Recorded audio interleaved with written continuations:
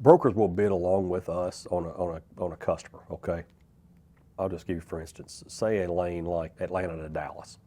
Atlanta to Dallas, for a contracted carrier, it's about 800 miles, including fuel for a contracted carrier, should run for about $2,200 to $2,400, okay? 225 a mile plus fuel, 260, 270 plus, all in kind of number like that. So remember, my costs are 265, okay, a mile to run a truck.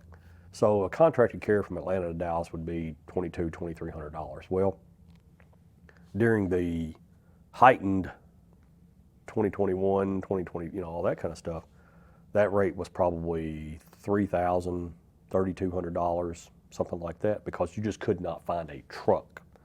And so even though a shipper may be using me, if they were like, hey, I've got 3 of these a day, and we're like, I only have 2 trucks a day, I can only do that for 2 a day at $2,300. And so they have to go to the market and try to find find any truck for that third load. Well, they would start using a brokerage, someone like a C.H. Robinson or Echo Global or, somebody big, one of the big boys. Well, those guys would go to market. Now, they would put in, they tell the shipper, okay, I can do it for $2,500. Let's just say that. And the shipper's like, okay, that's not much more than $2,300 that Gulf Relay's charging me. I can pay that for 1 extra load. Well, they go to the market and the carrier says, I got a truck today, but it's going to be $3,000. The guy goes, no, I ain't paying $3,000 because why am I going to lose $500? I'm not going to do this for -5. So he then, next carrier calls and that guy says $3,200 and he's like, no. Next guy calls $3,000, $3,000, $32,000. Don't got a truck, don't got a truck, don't got a truck, don't got a truck. So then finally the broker calls back to the shipper and says, I can't find a truck for you. Well, you got to find a truck. You promised to do it for $2,500. I'm sorry, I can't find a truck. Well, what can you find a truck for? Well, I've got a truck. I've got a guy that will do it for $3,200. They're like, you got to be kidding me. Look, guy, what do you want me to tell you? So first, now they call us back 5 times. Okay, they call us back, go, can you get me a third truck? Can you get me a third truck? No, I can't get a third truck. Or, yeah, you can, but I got a deadhead up from Florida. I got a deadhead from Jacksonville to Atlanta. If you'll pay me $700 worth of deadhead, I'll come up there and I ain't paying that. Okay, don't pay it. And so now the whole time they got a salesperson that's sold this third load of goods getting screamed at by the customer in Dallas because they don't have the freight. We don't have it secured. And of course the salesperson, they're probably FOB destination. They probably can't bill for it until it gets to the receiver.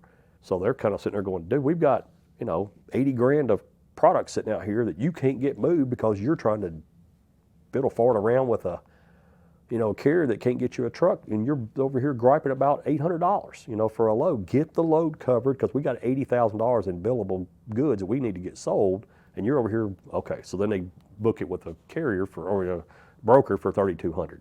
Well, now there's blood in the water, and these guys play this spot world all the time. These little small mom and pops, and so now the new rate to that carrier is $3,200 from Atlanta to Dallas, and so.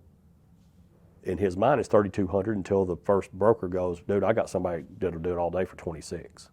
Well, what do you mean 26? Well, who in the world's doing it for 26? I don't know. I got it covered for 20. That load, you're not getting that load anymore. They're doing it for 26. And so he's like, okay, I'll do it for 25. Okay, you can have it back now at 25. So they just cut their rate from $3,200 to $2,500 because they needed the freight. And it moved. It's that fixed. Mine didn't change. I'm still $2,300, okay, because my costs are $2,000 or whatever. So I'm making $300 a pop, $300, $300, $300, $300. I'm not trying to charge you $3,200 when I could have gouged the daylight. I didn't do that. But that's what's going on in the marketplace. During that time of 2020, 2021, all the traffic managers that did not have good core relationships with their carriers got fired. I mean, they got fired like crazy because all of a sudden their transportation costs just shot through the roof. And so, but the traffic managers that were doing good business with carriers like us, they stayed around. They got their freight covered. Now they took a price increase, okay, but they didn't have any freight sitting on the dock. Well, then when 2022 hit and rates started dropping, you've seen a lot of transportation guys that had contracted with us, they're getting fired, okay, because they're going back to their COOs and whoever and saying, well, I'm not kicking Gulf Relay out. I'm not kicking Werner out or US Express. I'm not kicking these carriers out. They've been here with me all along. Yeah, but you can get it done with Echo for way cheaper now because the spot market's way cheaper than contract. Well, but it's going to turn back around. Well, we got to save millions on our transportation cost, and if you're not going to be the person to do that, you're out of here. And so then our contacts get fired. Well, then in comes what they call these procurement people. If you ever hear the term, if somebody's a procurement person, you only hear about procurement people when the market's soft, okay? You don't hear about it when the market's blowing and going. But if you ever hear that, and so then you start dealing with procurement people. Procurement people, they're heartless. They don't have any relationship. They could give a rat's ass on what you are. And so they come in, and that's when the spot boards go bananas because they just want to beat it down, beat it down, beat it down. They don't care if it's $1 because it's not relevant to them because every truck's the same, right? What do I care if it's a 8-year-old truck with 1 million miles on it and a 19-year-old trailer? What do I care? I don't care that you have brand new equipment and all that kind of stuff. I mean, I can't help that. All I got to do is go from A to B. That is a good, that works for them until, as I mentioned earlier, until your truck breaks down in the middle of Mississippi and doesn't make it from Atlanta to Dallas and nothing's there to cover it, or you get a load stolen because you find out they got a shyster driver that took it straight to a warehouse in Atlanta and unloaded it, and they took every bit of it off the back because they don't have any tracking. They don't know where the trailer is. They don't know where the tractor is. They don't have any of that kind of stuff.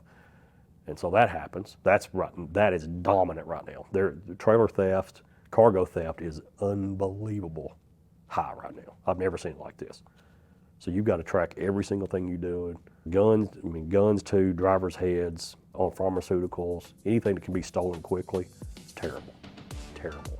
Because there's such a black market out there right now that it's just crazy to do that.